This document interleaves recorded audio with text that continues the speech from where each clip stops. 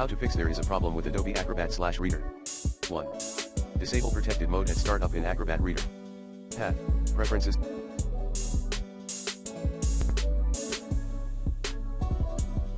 Security, Enhanced, Sandbox Protections.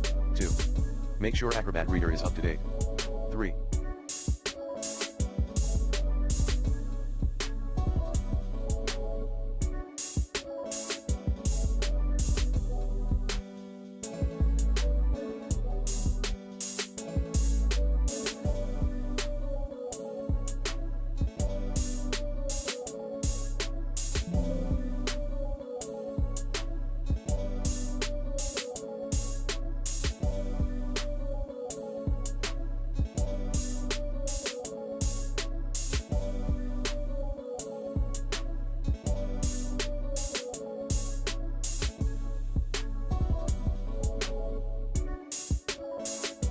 Uninstall any old versions of Acrobat Reader.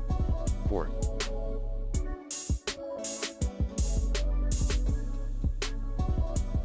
Switch to a different web browser, if applicable. 5.